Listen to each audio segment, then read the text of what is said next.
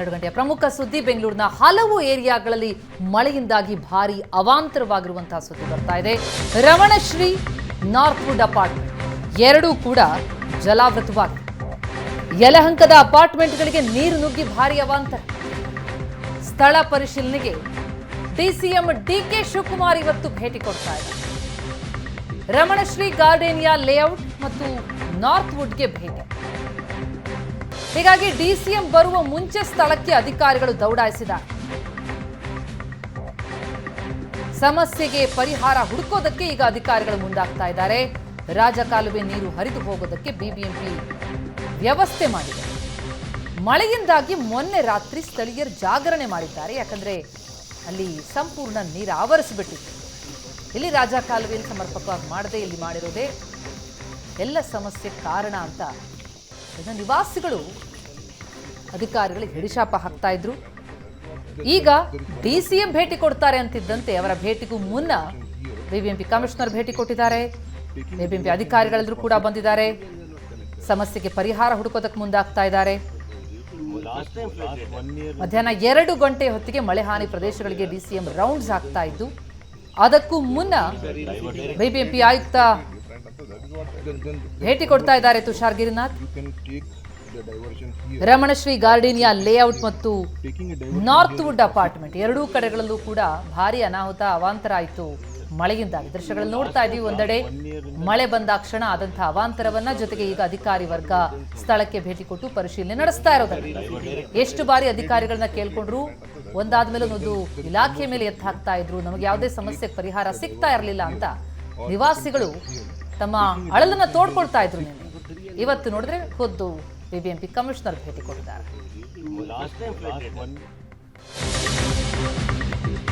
ಯಲಹಂಕದಲ್ಲಿ ಹಲವು ಮನೆಗಳಿಗೆ ಮಳೆ ನೀರು ನುಗ್ಗಿದೆ. ಪಂಪ್ ಮೂಲಕ ತೆರವು ಕಾರ್ಯ ನಡೀತಾ ಇದೆ ಅಂತ ಮಳೆಯ ಅವಾಂತರದ ಬಗ್ಗೆ ಬಿಬಿಎಂಪಿ ಕಮಿಷನರ್ ತುಷಾರ್ ಗಿರಿನಾಥ್ ಹೇಳಿಕೆ ಕೊಟ್ಟಿದ್ದಾರೆ. ಯಲಹಂಕದಲ್ಲಿ ವಿಲ್ಲಾಗಳು ಯಾವುದೇ ಒತ್ತುವರಿಯಾಗಿಲ್ಲ. ಪುಟ್ಟೇನಹಳ್ಳಿ ಕೆರೆ ಭಾಗದಲ್ಲಿ ರಾಜಕಾಲುವೆ ನಿರ್ಮಾಣ ಆಗಿದ್ದು, ಪುಟ್ಟೇನಹಳ್ಳಿ ಕೆರೆ ಬಿಬಿಎಂಪಿ ವ್ಯಾಪ್ತಿಗೆ ಬರಲ್ಲ, ಅರಣ್ಯ ಇಲಾಖೆಗೆ ಸೇರುತ್ತೆ ಅಂತಿದ್ದಾರೆ ತುಷಾರ್ ಗಿರಿನಾಥ್. ನಿನ್ನೆ ಕೂಡ ನಿವಾಸಿಗಳು ಇದೇ ವಿಚಾರ ಹೇಳ್ತಾ ಇದ್ರು. ಬಿಬಿಎಂಪಿ ಕೇಳಿದ್ರೆ ಅರಣ್ಯ ಇಲಾಖೆ ಹೇಳುತ್ತೆ, ಆದರೆ ನಾವು ಹೋಗಿ ಅರಣ್ಯ ಇಲಾಖೆ ವಿಚಾರಿಸೋದಕ್ಕಾಗತ್ತಾ, ನಮಗೆ ಸಮಸ್ಯೆಗೆ ಪರಿಹಾರ ಕೊಡಿ ಅಂತ ಈಗ ಖುದ್ದು ಕಮಿಷನರ್ ಭೇಟಿ ಕೊಟ್ಟಿದ್ದಾರೆ, ಜೊತೆಗೆ ಮಾತನಾಡಿದ್ದಾರೆ.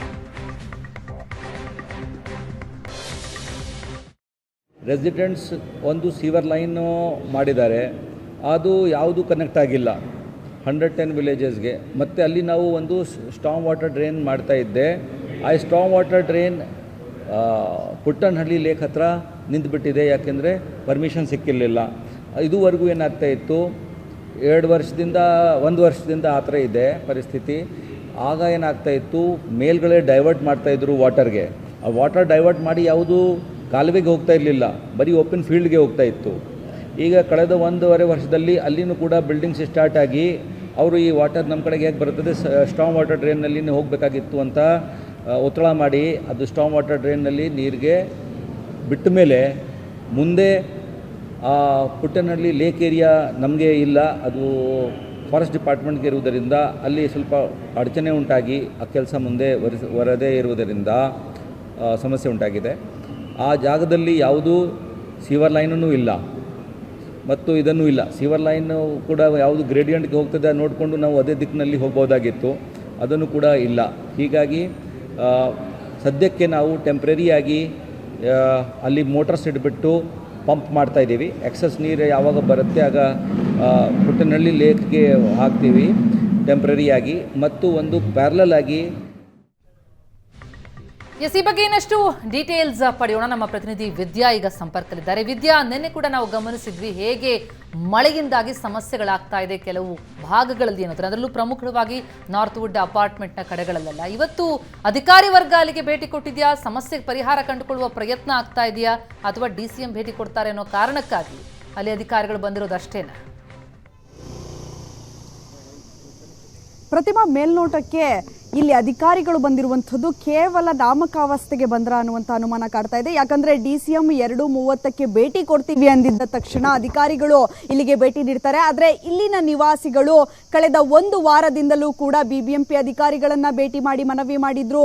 ತುಷಾರ್ ಗಿರಿನಾಥ್ ಅವರನ್ನ ನೇರವಾಗಿ ಭೇಟಿಯನ್ನ ಮಾಡಿದ್ರು. ಆದರೂ ಕೂಡ ಯಾವುದೇ ಕ್ರಮವನ್ನ ತೆಗೆದುಕೊಂಡಿರಲಿಲ್ಲ. ಆದರೆ ನಿನ್ನೆ ಯಾವಾಗ ಮಾಧ್ಯಮಗಳಲ್ಲಿ ವರದಿಯನ್ನ ಮಾಡಿದ್ರು, DCM ಅವರ ಗಮನಕ್ಕೆ ತಂದ್ರು, ಆಗ ಅಧಿಕಾರಿಗಳು ಕೂಡ ಎಚ್ಚೆತ್ಕೊಂಡಿರುವಂಥದ್ದು. ಸದ್ಯ ನಾನೀಗ ನಿನ್ನೆ ಯಾವ ಸ್ಥಳದಲ್ಲಿದ್ದೆ ಅದೇ ಸ್ಥಳದಲ್ಲಿ ಚಿತ್ರಣವನ್ನ ನಾನು ನಿಮಗೆ ತೋರಿಸ್ತಾ ಇದ್ದೀನಿ. ಯಲಹಂಕದ ನಾರ್ತ್ ವುಡ್ ರೆಸಿಡೆನ್ಷಿಯಲ್ ವೆಲ್ಫೇರ್ ಏನಿದೆ ಆ ರೆಸಿಡೆನ್ಷಿಯಲ್ ಅಲ್ಲಿ ನಾನು ಇರುವಂತಹದ್ದು. ನಿನ್ನೆ ನಾವು ನೋಡಿದಂಥ ಸಂದರ್ಭದಲ್ಲಿ ಮೊಣಕಾಲ್ವರೆಗೂ ಕೂಡ ನೀರು ಬರುವಂತಹ ಮಟ್ಟಿಗೆ ಇಲ್ಲಿ ನೀರು ನಿಂತಿತ್ತು. ಆದರೆ ಯಾವಾಗ DCM ರೌಂಡ್ಸ್ ಬೆಂಗಳೂರು ರೌಂಡ್ಸ್ ಅನ್ನ ಮಾಡ್ತೀನಿ, ಮಳೆ ಹಾನಿಯಿಂದ ಏನೇನೆಲ್ಲ ಹಾನಿಯಾಗಿದೆ ಅದನ್ನೆಲ್ಲವನ್ನು ಕೂಡ ಪರಿಶೀಲನೆ ಮಾಡ್ತೀನಿ ಅಂದ ತಕ್ಷಣ ಇಲ್ಲಿಗೆ ಅಧಿಕಾರಿಗಳು ಭೇಟಿ ನೀಡಿ ಈಗ ಇಲ್ಲಿದ್ದಂತಹ ನೀರನ್ನ ಹೊರಹಾಕುವಂತ ಕೆಲಸವನ್ನ ಮಾಡಿದ್ದಾರೆ. ಇನ್ನು ಈ ರೆಸಿಡೆನ್ಷಿಯಲ್ನ ಪಕ್ಕದಲ್ಲೇ ಇರುವಂತಹ ಏನು ರಾಜಕಾಲುವೆ ಅಂತ ಹೇಳಿ ಕರೀತಾರೆ, ಸೊ ರಾಜಕಾಲುವೆ ಅಂತ ಹೇಳಿ BBMP ಅಧಿಕಾರಿಗಳು ಕರೀತಾರೆ. ಆದರೆ ಇಲ್ಲಿ ರಾಜಕಾಲುವೆ 1 ವರ್ಷಕ್ಕೂ ಮುಂಚೆ ಇರಲಿಲ್ಲ ಅನ್ನುವಂಥದ್ದು ಇಲ್ಲಿನ ನಿವಾಸಿಗಳು ಆರೋಪವನ್ನ ಕೂಡ ಮಾಡ್ತಾ ಇದ್ರು.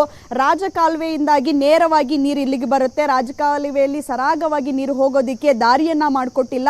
ಅಲ್ಲಿ ಅರಣ್ಯ ಇಲಾಖೆಯವರು ಮುಂದಕ್ಕೆ ದಾರಿಯನ್ನ ಮಾಡಿಕೊಟ್ಟಿಲ್ಲ ಏನ್ ರಾಜಕಾಲುವೆಯನ್ನ ಮಾಡೋದಿಕ್ಕೆ. ಈ ಕಾರಣಕ್ಕಾಗಿ ಅಲ್ಲಿನ ನೀರೆಲ್ಲವೂ ಕೂಡ ಇವರ ಮನೆಗೆ ಬರುತ್ತೆ ಅನ್ನುವಂಥದ್ದನ್ನ ಕೂಡ ಇಲ್ಲಿನ ನಿವಾಸಿಗಳು ಹೇಳ್ತಾ ಇದ್ರು. ನಿನ್ನೆ ಏನು DCM ಬರ್ತೀವಿ ಅಂತ ಹೇಳಿದ್ರು, ಬರ್ತಾರೆ ಅಂದಿದ ತಕ್ಷಣ ಅಲ್ಲಿ ಓಪನ್ ಮಾಡ್ತಾರೆ, ರಾಜಕಾಲುವೆಯನ್ನ ಓಪನ್ ಮಾಡಿ ಅರಣ್ಯ ಇಲಾಖೆಯ ಏನು ಆಸ್ತಿ ಇದೆ ಸೊ ಓಕೆ ವಿದ್ಯಾ, ಮತ್ತೆ ಸಂಪರ್ಕಿಸ್ತೀನಿ. Thank you so much.